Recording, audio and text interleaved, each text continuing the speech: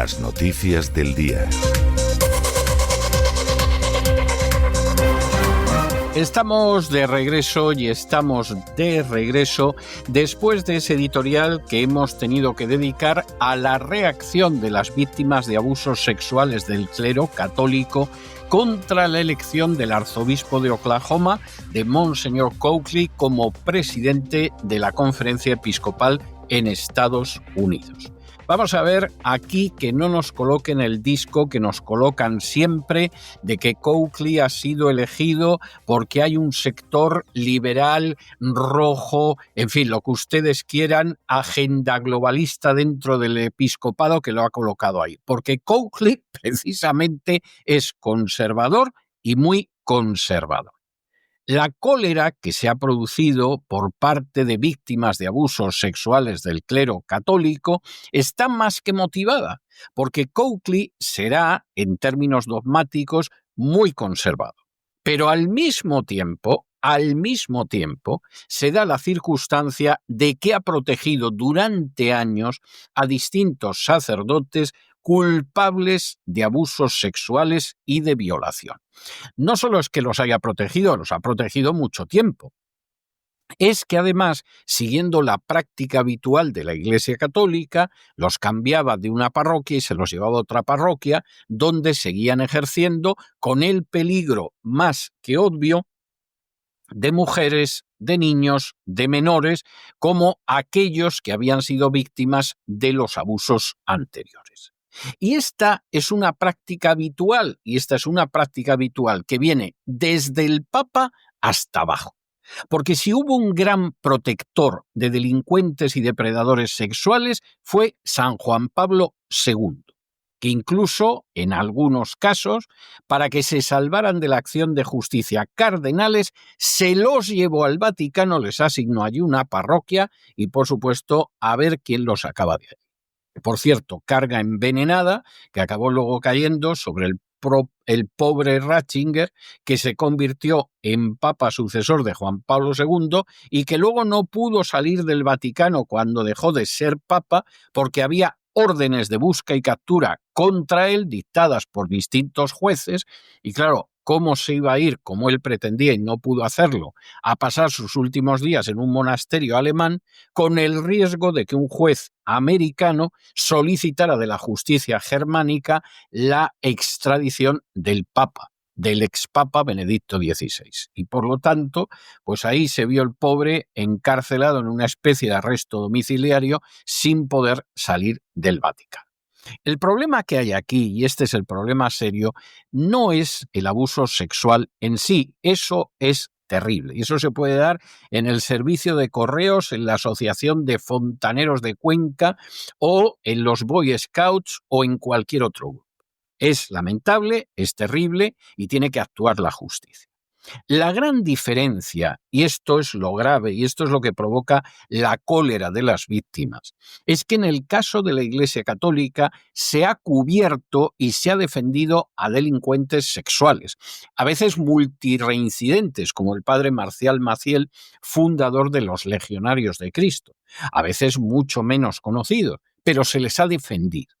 Y no solo eso, sino que además se les ha permitido durante años que siguieran ejerciendo un ministerio religioso en el cual gente inocente corría peligro y en algunos casos ese peligro se ha convertido en una realidad delictiva. Eso es lo vergonzoso. Y eso arranca de una visión que viene de la Edad Media, en virtud de la cual pues el clero no tiene por qué estar sujeto al resto de las leyes de la población. Personaje tan incensado, desde luego de manera absolutamente embustera, como campeón de la libertad religiosa, como Santo Tomás Becket. Tomás Becket no defendió la libertad religiosa en su vida. Tomás Becket lo que pretendía era que los clérigos no comparecieran por delitos ante los tribunales del rey. Y el rey de Inglaterra, Enrique II, lo que tenía muy claro es que los clérigos, aunque fueran clérigos, si cometían un delito, tenían que ser juzgados como el resto de los ciudadanos. Y esa es la razón del choque, ni libertad religiosa ni gaitas. Que luego hubiera quien engañó a Donald Trump para que nombrara a Santo Tomás Becket paladín de la libertad religiosa, es que hay gente muy ignorante, aunque llegue a la Casa Blanca. Pero este es el gran problema, la idea de que las leyes que atañen a todos los ciudadanos no pueden recaer sobre la Iglesia Católica ni sobre su clero. Ese es el gran problema.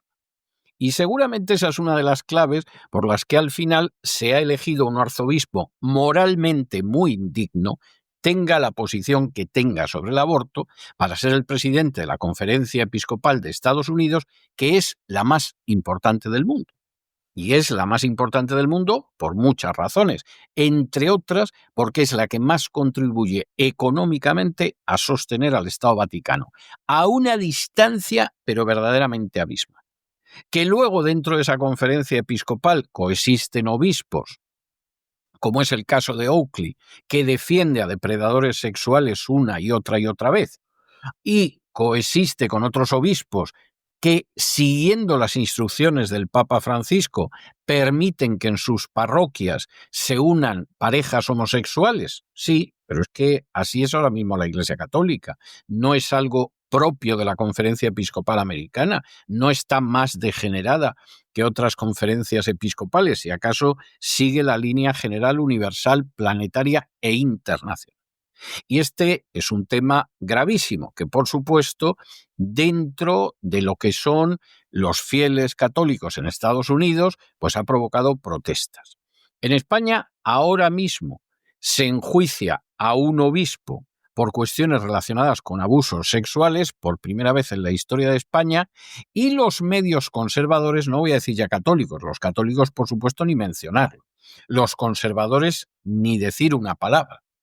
Y en última instancia, bueno, pues aquí, vamos, al final se ha tenido que definir el presidente de la Conferencia Episcopal sin decir nada, porque en última instancia, al final la investigación la ha asumido el Vaticano. Que si no la llega a asumir el Vaticano, vamos, de esto los fieles españoles no se enteran. Y desde luego no esperen ustedes que los fieles católicos españoles tengan la decencia de los americanos y se indignen ante una cosa de estas, porque como se indignaran ante una cosa de estas, habría que ver lo que pasaba con la Conferencia Episcopal. De esto hablábamos en nuestro editorial, pero ha llegado el momento de entrar en el boletín, y en el boletín entramos, como siempre, con lo que es el segmento que dedicamos a España. Porque finalmente el fiscal general del Estado compareció ante el Tribunal Supremo y respondió a lo que quiso. Seamos bastante claros. Lo cierto es que el acusado, pues hubiera quedado bien si hubiera respondido también a las acusaciones particulares, no lo hizo, respondió a su defensa, cosa normal, respondió al fiscal, porque en última instancia el fiscal que está a sus órdenes, nada menos, a sus órdenes, se da la circunstancia de que ha pedido su absolución, con lo cual, vamos, más amistoso no podía ser, y bueno, pues García Ortiz dijo que él no había filtrado ningún correo, que lo único que hicieron en su día fue defender la actuación impecable de los fiscales, etcétera. Total, García Ortiz en lo suyo y con una arrogancia, como diría un castizo, como la de don Rodrigo en la horca, al que, como ustedes imaginarán, ahorcaron, de todas formas. ¿En qué va a acabar esto? Pues miren ustedes, lo volvemos a decir porque llevamos diciéndolo meses. Si condenan a García Ortiz, verdaderamente eso va a rayar lo paranormal, porque el primero que ha pedido su absolución es el fiscal. Si aquí no hubiera una acusación particular, García Ortiz ni siquiera estaría siendo juzgado en estos momentos. Que la Fiscalía, que además depende de él, ha pedido su absolución. Pero vamos a suponer que los jueces de todas formas lo condenan. Consiguen que haya una mayoría de la sala de lo penal del Tribunal Supremo y lo condenan. Pues no pasa nada. Apelan, van al Tribunal Constitucional. Y el Tribunal Constitucional va a decir que la instrucción de García Ortiz estuvo mal y va a decretar una nulidad de actuaciones. Lo que les estamos diciendo ahora, 90% de posibilidades, y decimos 90% porque queremos ser modestos. Y esta es la realidad, y aquí no hay más vuelta de hoja. O sea, no hay más vuelta de hoja. En fin, examinamos estas y otras cuestiones que les afectan con la ayuda absolutamente indispensable de María Durán. María, muy buenas noches. Hola César, muy feliz tarde-noche de jueves. Nos quedábamos ayer muy pendientes de contar lo que declaraba el fiscal Álvaro García Ortiz por la tarde en el Tribunal Supremo, así que vamos justo a donde lo dejamos ayer, con él declarando. Estaba declarando mientras hablábamos tú y yo ayer. El Tribunal Supremo vivió este miércoles una tarde tensa con el juicio al fiscal acusado de revelación de secretos por la presunta filtración de un correo electrónico del novio de Isabel Díaz Ayuso. Les recuerdo la mañana de ayer, que ya les conté así brevemente. La sesión estuvo cargada de simbolismo porque comenzó con la contundente declaración de 5 agentes de la UCO, los que le habían estado investigando, en concreto la del teniente coronel de la Guardia Civil, Antonio Balas. Ya saben, ese que decía Leire en los audios, necesito a Balas, lo que necesitaba era cargarse a Balas para que dejase de investigar al PSOE y su entorno. Y culminó por la tarde ya sí con esa esperada intervención del propio García Ortiz, que se sentó en el banquillo tras quitarse la toga. Balas defendió con firmeza en su intervención el trabajo de su equipo, recordó con ironía su experiencia en investigaciones judiciales desde 1999. Cuando le preguntaron por esa carrera, dijo: solo llevo investigando desde 1999. Su testimonio dejó en el aire una frase que resonó en la sala: sobre quien tenemos más indicios es sobre el fiscal general del Estado, y la defensa de García Ortiz se enfrentó a ellos en una jornada especialmente adversa, intentando acusarlos de mala praxis por el volcado de los dispositivos del fiscal, porque no se puede hacer por fechas. Había sido un volcado más amplio. Ya saben que el abogado de García Ortiz pues se dedicó a hacer un señalamiento directo de la UCO por las sospechas derivadas del borrado de mensajes y formateo del teléfono móvil justo cuando se abrió la causa, en octubre del año pasado. Es que el día que el Tribunal Supremo imputó a García Ortiz, recordemos que él borró su móvil. Yo veo un poco extraño esto de borrar las pruebas de tu inocencia el mismo día en que te imputan, pero bueno, ahora le toca a los jueces. Vamos a la declaración de García Ortiz. Mantuvo una estrategia controlada, solo respondió a las preguntas de la Fiscalía y de su abogado, es decir, de la defensa, porque el fiscal del caso, además de responder ante él, García Ortiz es su jefe, como de todos los fiscales en España, es afín a García Ortiz. Negó tajantemente haber filtrado el correo electrónico y defendió su actuación como un intento de proteger la imagen de la institución. Según explicó, la nota de prensa de la Fiscalía se redactó en respuesta a las informaciones publicadas sobre un supuesto pacto con la defensa de Alberto González Amador, pareja de Ayuso. No filtre el correo, dijo en varias ocasiones, argumentando que su objetivo era defender la actuación impecable de los fiscales. El fiscal general también relató ayer que decidió emitir esa nota tras el tuit de Ayuso en el que vinculaba a una fiscal con el expresidente Zapatero, y después de que un medio de comunicación publicara que la Fiscalía buscaba un acuerdo con la defensa. Según su versión, el comunicado pretendía proteger la credibilidad del Ministerio Público y aclarar los hechos. Admitió haber recibido el correo polémico la noche del 13 de marzo, poco antes de su publicación, pero aseguró no haber hablado con ningún periodista ni autorizado su difusión. Una parte sustancial del interrogatorio giró en torno al borrado de sus mensajes de WhatsApp y al formateo de su teléfono. García Ortiz lo explicó diciendo que borra sus conversaciones una vez al año y que cambia de terminal periódicamente por motivos de seguridad. Aseguró también que conserva varios móviles antiguos y que su prioridad es proteger información sensible. Dijo: en mis teléfonos hay datos de los que depende la vida de muchas personas. Negó haber actuado para eliminar pruebas y sostuvo en todo momento que la eliminación de su cuenta de Google respondió a una brecha de seguridad tras recibir mensajes amenazantes cuando se filtraron sus datos personales.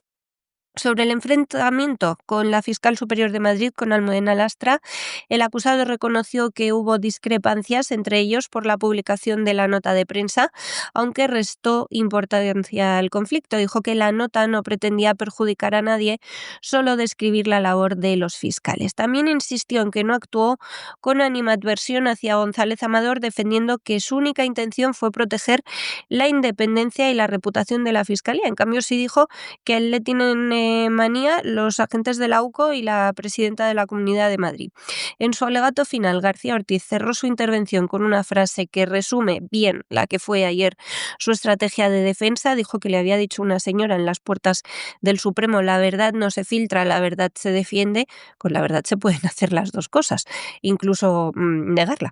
La jornada concluyó sin nuevos sobresaltos, eso sí, pero con el proceso en su punto más delicado, y es que estas acusaciones mantienen que el fiscal general autorizó la difusión del correo para influir en la opinión pública, mientras que su defensa insiste en que se trata de un juicio político con trasfondo institucional. Recordemos que García Ortiz no respondió a las acusaciones, dijo que han sido desleales con el Supremo. El veredicto del alto tribunal se espera en las próximas semanas y va a ser decisivo no solo para el futuro de García Ortiz, sino también para la credibilidad de la Fiscalía General del Estado y el Gobierno, que siguen pendientes de un caso que ha abierto una profunda brecha dentro del Ministerio Público. Ha filtrado el Gobierno ya algunos medios afines que no va a haber un solo juez que se atreva a condenar al fiscal general del Estado, así que yo temo que esto pueda ser lo que suceda finalmente, que se le absuelva por falta de pruebas, precisamente porque como consiguió borrarlas todas, que salga absuelto, que la Fiscalía General quede para siempre marcada con este descrédito, pero que el fiscal se vaya de rositas. Ojalá me equivoque, lo veremos en pocas semanas. Y seguimos en España, ni más ni menos que con Nadia Calviño, que fue en su día vicepresidenta económica del gobierno socialista. ¿Y por qué aparece esto? Hombre, porque ha saltado a la luz que cuando era vicepresidenta económica presionó al presidente del Instituto Nacional de Industria, Juan Rodríguez Po, para que elevara las cifras de crecimiento del Producto Interior Bruto. La verdad es que ya en el año 2022 Rodríguez Po abandonó su puesto después de estos enfrentamientos. Hay quien dice que se da la circunstancia de que las reuniones llegaron a tener un tono muy violento, y además de que Rodríguez Po se marchó, pues destituyeron a María Antonia Martínez Luengo, que era la responsable de las cuentas nacionales. Bueno, pues acabó marchando a Eurostat antes de la revisión al alza del Producto Interior Bruto en 2024. Claro, ¿qué sucede? Pues hombre, que el Instituto Nacional de Estadística revisó las cifras, las cambió como le gustaba a la señora Calviño.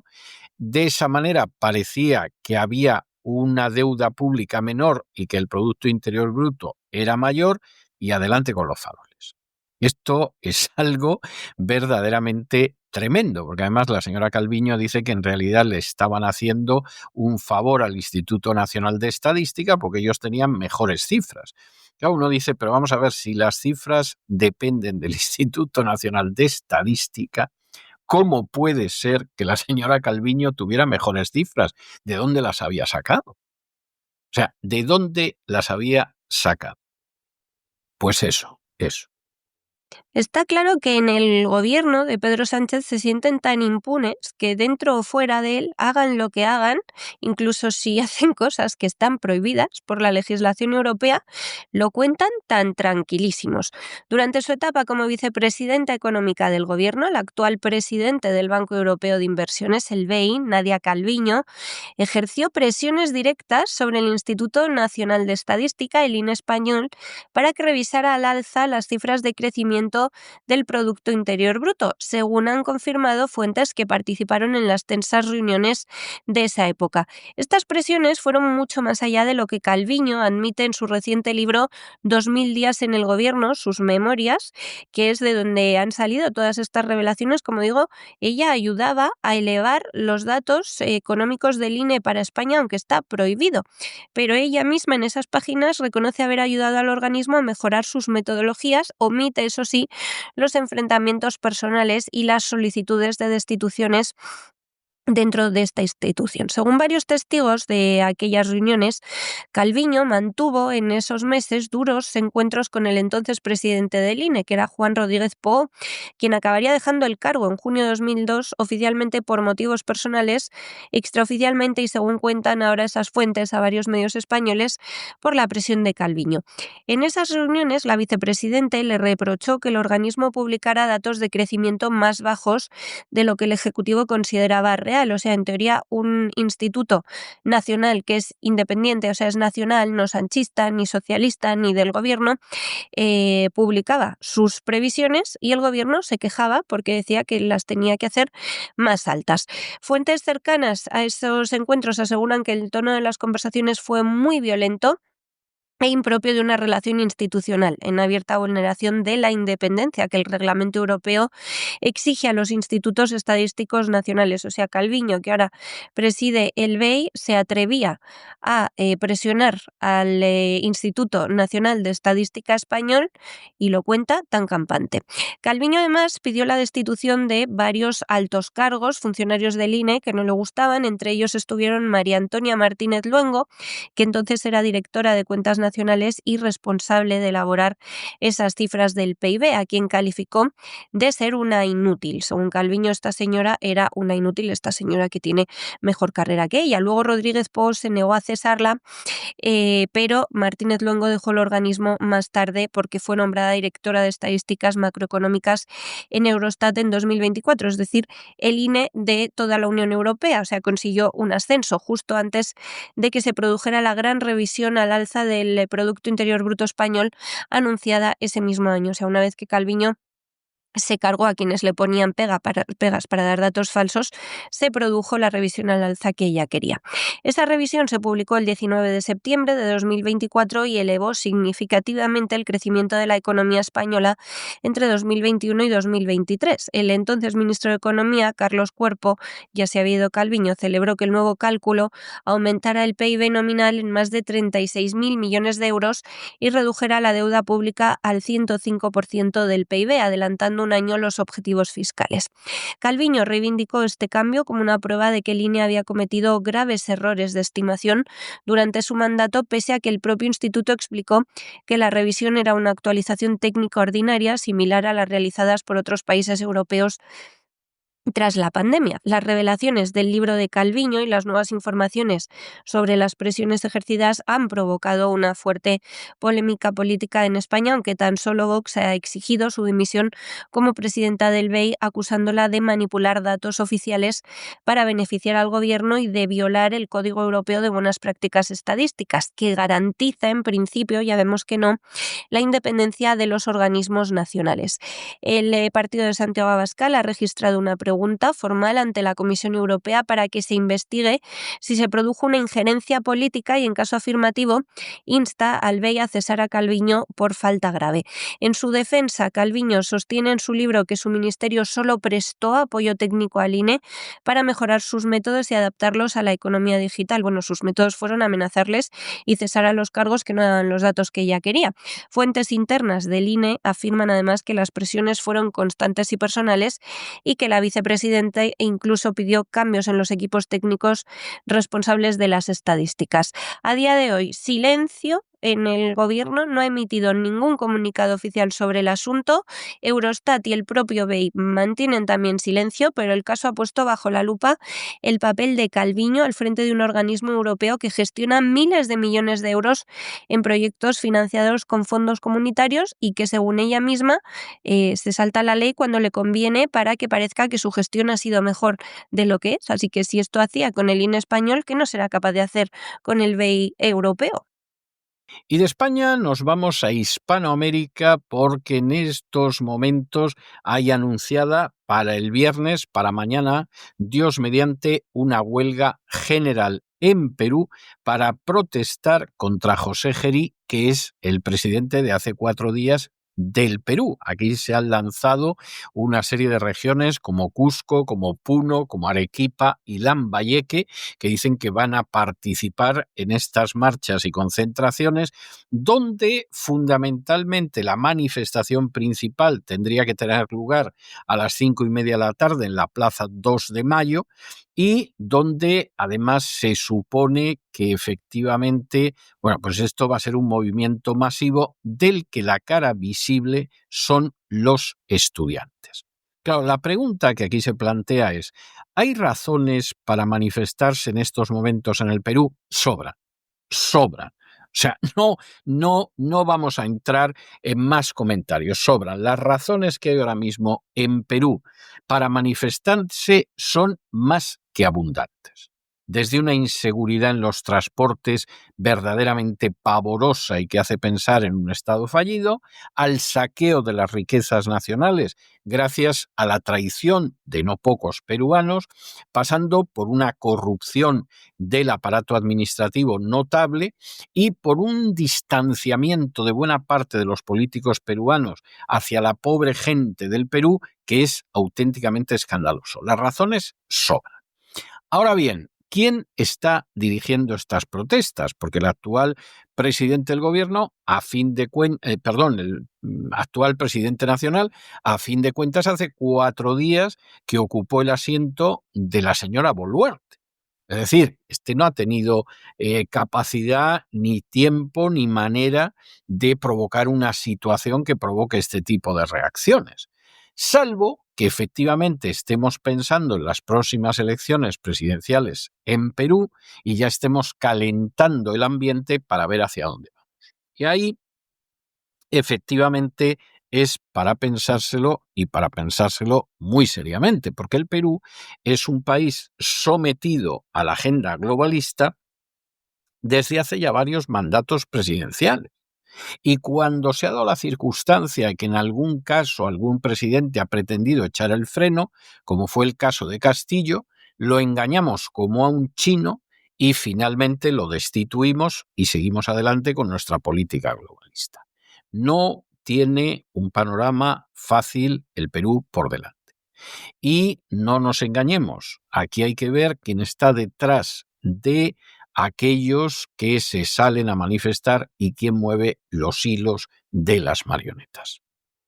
Les hemos contado en los últimos días de protestas en varios países africanos convocadas por la llamada Generación Z, los nacidos entre 1997 y 2021 son de manera oficial. En realidad hay gente que incluye también a los nacidos en el 96, el 95, pero bueno, son los jóvenes menores de 30 años. Ahora le llega el turno a Perú. Grupos de la Generación Z han convocado una huelga general para el viernes 14 de noviembre en este país iberoamericano. Mientras diversos colectivos juveniles y sindicatos ya han confirmado su participación, otras organizaciones aún están debatiendo si se sumarán o no a la protesta, pero hay zonas del país que ya han confirmado, los estudiantes, los jóvenes trabajadores, que van a convocar un paro nacional. El origen de esta convocatoria se encuentra, como suele suceder con estos Zetas, como ha pasado incluso en África, en nuestro vecino Marruecos, sin ir más lejos, que también se lo hemos narrado aquí, en las redes sociales y en plataformas estudiantiles, desde donde los jóvenes han impulsado esos llamamientos a expresar su malestar, en este caso ante la inseguridad ciudadana, la impunidad y las decisiones del gobierno de José Gerí.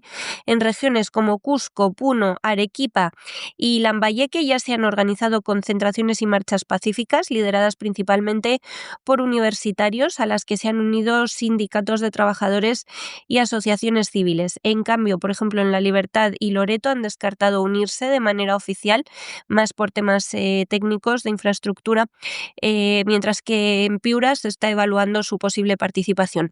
En Puno, el Consejo Consejo Provincial de la Juventud de San Román ha confirmado su adhesión a la protesta. La concentración se va a realizar mañana a las 15 horas locales de la Plaza de Armas de Juliaca, desde donde los manifestantes recorrerán las principales calles de la ciudad. Decía uno de sus representantes, Luis Ángel Condori: queremos denunciar la impunidad y el avance de la criminalidad que se vive en distintas zonas del país. Las manifestaciones en principio van a ser pacíficas, pero se muestran firmes muchos de los organizadores. En Lambayeque, por ejemplo, el Frente Unitario Regional, que también está conformado por jóvenes, anunciaba su participación. El dirigente local, Erwin Salazar, informaba que el punto de encuentro en este lugar va a ser Obrero de Chiclayo a las 4 de la tarde. En esta protesta, además de los sindicatos estudiantiles, va a haber sindicatos azucareros, colectivos universitarios y organizaciones de barrios populares. El objetivo es rechazar las políticas del gobierno y también exigir medidas efectivas frente a la delincuencia.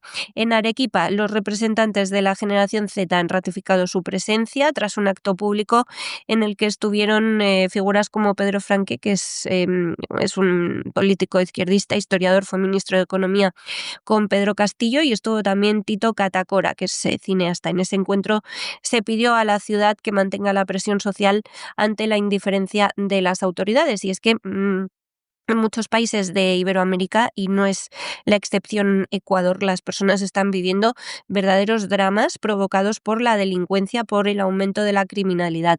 Sin embargo, no todas las regiones se van a sumar a este paro. Es casi una huelga general. Lo que pasa es que de jóvenes, en Trujillo, los colectivos juveniles anunciaron que no van a participar por falta de medios logísticos.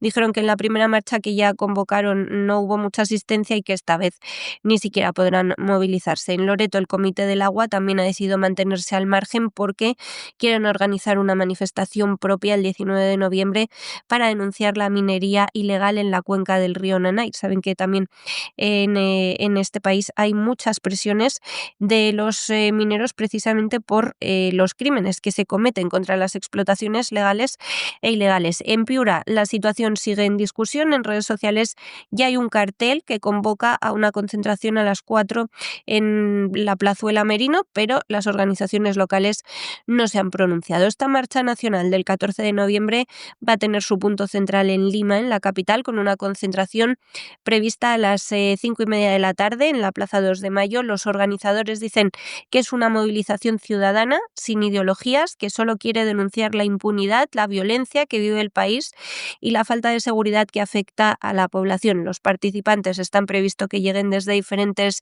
distritos de la capital y también desde provincias cercanas para una protesta pacífica. Los promotores subrayan que este movimiento no tiene intereses partidistas, como decía, sino que simplemente responde a un rechazo generalizado hacia el Congreso, al que acusan de favorecer al crimen organizado y de aprobar leyes que a su juicio protegen la corrupción. Van a exigir también justicia y políticas concretas para frenar la ola de asesinatos, extorsiones y robos que azotan al país, que aquí les contamos semanalmente. Por desgracia, para los jóvenes de la generación Z, esta movilización representa el inicio de una nueva etapa. El pueblo vuelve a las calles, decían en sus comunidades en redes sociales, reivindicaban su papel como una generación que ha crecido entre la crisis, la corrupción y el desencanto, y que ahora exige seguridad, transparencia y un Estado que responda. O sea, lo que se está viviendo en el país, lo que están viviendo en Perú, pues es un poco parecido a lo que aquí hace ya más de 10 años supuso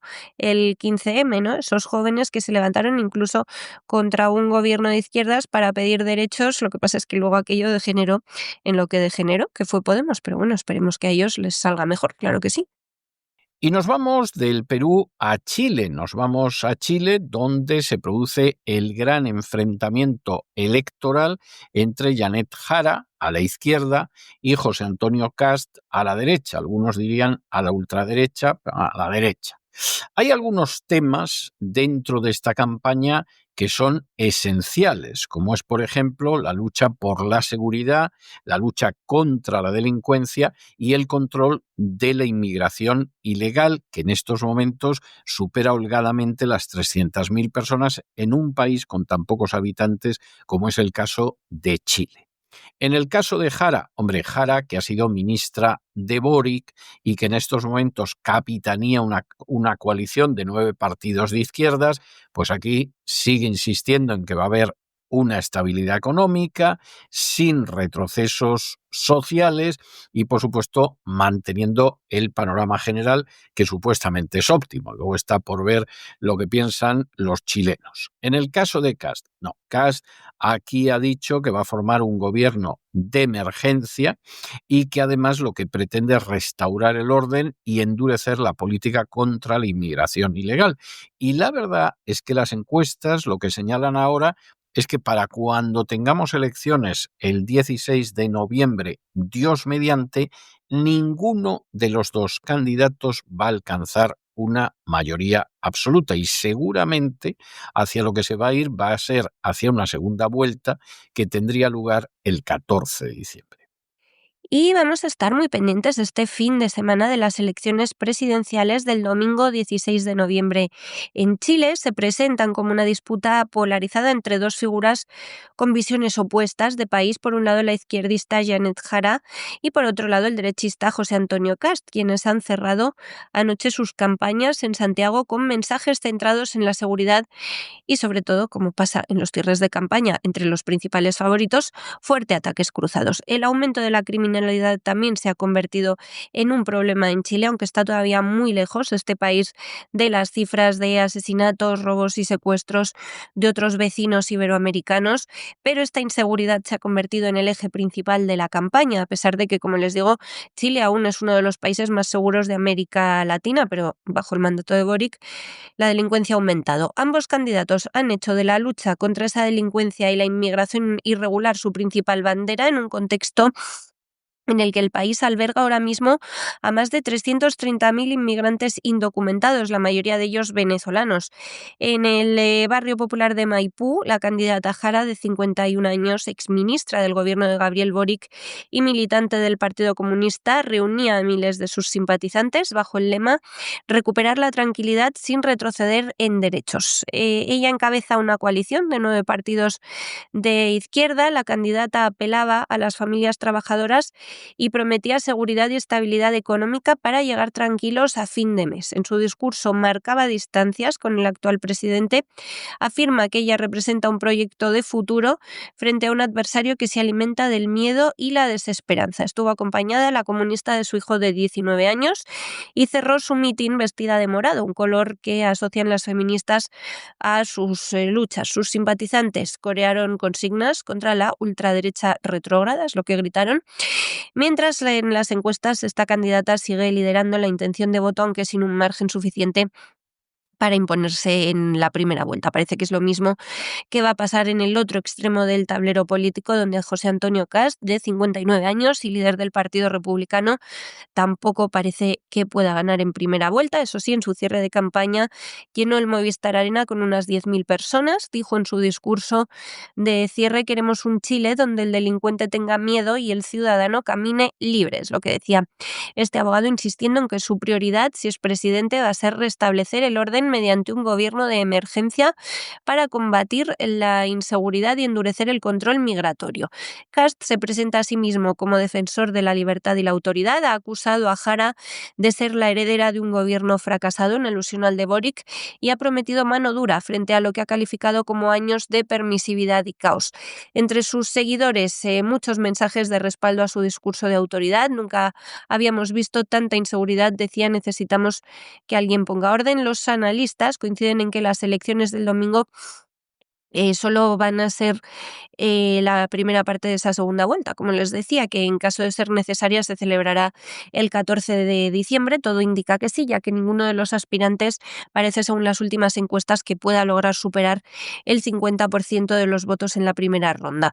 Esta contienda se perfila así como un plebiscito entre dos modelos de país: el de Jara, que aunque busca alejarse de Boric y anuncia que va a ampliar los programas sociales y a consolidar, ¿no? Qué horror. horror, a consolidar las reformas de Gabriel Boric y el de Kast, que promete restaurar el orden y frenar la inmigración. En principio, los sondeos ya saben que dan como favorita a Jara, a la comunista, pero luego habrá que ver qué es lo que pasa, porque desde luego los sondeos en Iberoamérica son tan fiables como los españoles. Hemos tenido últimamente a Rodrigo Paz, que nadie se esperaba que fuese a ganar y ha ganado, y a Javier Milei, que nos anunciaban un palo histórico en las elecciones de mitad de legislatura, y ahí lo tienen mucho más arriba de lo que nos creíamos a estas alturas, así que pendientísimos estaremos y el lunes se lo contamos todo.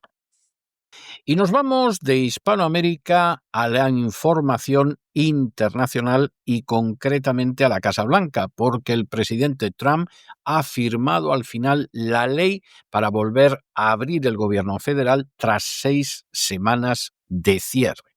Esta es la ley de financiación que pone fin nada más y nada menos que al cierre federal más largo de la historia de Estados Unidos, 43 días. Por supuesto, aquí todo el mundo está intentando interpretar el final del cierre pues de una manera que le beneficia. En el caso de Donald Trump, pues ha dicho que los demócratas han causado un daño terrible, que se han cancelado vuelos, que ha habido retrasos salariales, que se han suspendido las ayudas de alimentos, los sellos de alimentos, etcétera, etcétera, etcétera. O sea, esta es la historia. Pero la verdad es que al final la Cámara de Representantes, lo que en España se suele llamar erróneamente el Congreso, ha aprobado un paquete de financiación con 222 votos a favor, con solo 209 en contra y reactivando finalmente pues planes como el de asistencia alimenticia, el SNAP, el SNAP, los famosos sellos de comida como los conoce todo el mundo aquí en Estados Unidos. Dentro del Partido Demócrata, efectivamente, pues están intentando decir que todo el desastre que ha vivido el país durante estas semanas hay que atribuírselo a Donald Trump, pero dentro del Partido Demócrata ahora mismo hay una enorme división entre aquellos que consideran que finalmente a la gente le van a llegar los sellos de comida y los funcionarios van a cobrar, y esto es una gran ventaja, y los que consideran que, hombre, no es que los demócratas hayan pactado con Donald Trump, sino que se han terminado desplomando delante de Donald Trump y que eso no es bueno para el Partido Demócrata. Esto es algo que vamos a ver en las elecciones de midterm del año que viene, que están solamente a unos meses vista. Y vamos a ver si efectivamente este cierre lo va a poder capitalizar Donald Trump o lo va a capitalizar el Partido Demócrata. No lo tiene fácil ninguna de las dos partes. El presidente de Estados Unidos, Donald Trump, ha firmado por fin este jueves la ley de financiación que pone fin al cierre del gobierno federal más largo en la historia del país, que ha durado 43 días, 6 semanas. La medida fue aprobada previamente en el Senado, eso ya se lo contamos. Faltaba el último paso, la Cámara de Representantes, y se ha conseguido tras intensas negociaciones entre republicanos y demócratas. Durante ese acto de promulgación, Trump afirmaba que con su firma el gobierno federal reanudará sus operaciones normales y aseguraba que su administración va a trabajar junto al Congreso para reducir el coste de la vida, restablecer la seguridad pública y hacer a Estados Unidos asequible de nuevo para todos los estadounidenses. El mandatario, que busca la reelección, culpaba a la oposición de provocar el bloqueo presupuestario, al que denominó el cierre demócrata, y acusó a los demócratas de causar un daño masivo al país. Él quiere mantener sus mayorías próximamente para seguir legislando. Claro, el presidente señalaba como consecuencias del cierre 20.000 vuelos cancelados o retrasados por la falta de controladores aéreos, también la suspensión de salarios a más de 1 millón de empleados públicos y la interrupción temporal de ayudas alimentarias para millones de ciudadanos. Además, pedía a Trump a sus votantes no olvidar la responsabilidad demócrata en este episodio de cara a esas legislativas de 2026 que claramente él ya tiene muy, muy presentes. Este paquete de financiación aprobado incluye la reactivación del programa esencial de asistencia nutricional suplementaria, el SNAP, del que dependen, por ejemplo, más de 40 millones de estadounidenses. La Cámara de Representantes aprobó el texto final con 222 votos a favor y 209 en contra, o sea, estuvo la cosa hasta el final muy, muy apretada, con 6 demócratas en teoría moderados, no es que que sean moderados, lo que son es menos radicales, que se sumaron a los republicanos, y 2 conservadores, en cambio, que lo rechazaron por considerar excesivo el gasto público. Esta nueva ley garantiza fondos también para el Departamento de Defensa, el de Agricultura, proyectos para veteranos, que era uno de los asuntos que más preocupaban, y construcciones militares, y además va a cubrir los costes del Poder Legislativo hasta septiembre de 2026. También contempla una partida temporal para financiar el resto del gobierno hasta enero del próximo año, es decir, la prórroga de Trump en realidad dura como unas 8 semanas.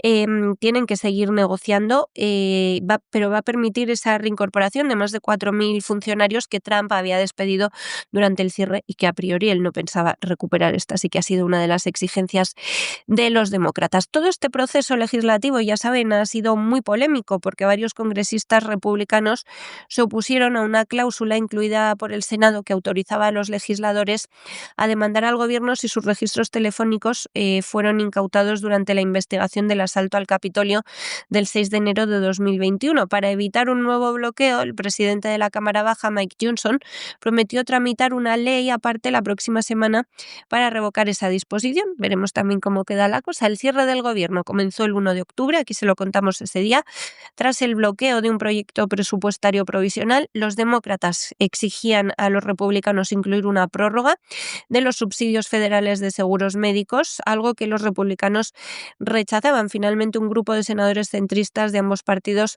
alcanzó un acuerdo que permitió desbloquear la situación, es decir, se conservó el Obamacare, la reforma sanitaria de Obama, que para los demócratas es una insignia y para Trump una obsesión a eliminar. La decisión ha generado divisiones dentro del Partido Demócrata. Algunos senadores piden la dimisión de su líder en la Cámara Alta, de Chuck Schumer, mientras que su homólogo en la Baja, Hakeem Jeffries, ha defendido el pacto como necesario para reabrir el gobierno y proteger a las familias estadounidenses. Con esta firma, Trump pone fin a 6 semanas agónicas de parálisis administrativa y se anota un triunfo político, la verdad que sí, en un momento de gran polarización. Y de Estados Unidos nos vamos a Francia, donde se han conmemorado el 10º aniversario de los ataques de Bataclan, ataques terribles que dejaron un resultado de 132 muertos y más de 400 heridos en París y Saint-Denis. Como se pueden ustedes imaginar, las ceremonias las encabezó Emmanuel Macron. Por supuesto, esto implicó un recorrido por algunos de los lugares de los atentados y esta es una situación que se va a prolongar pues en las próximas horas.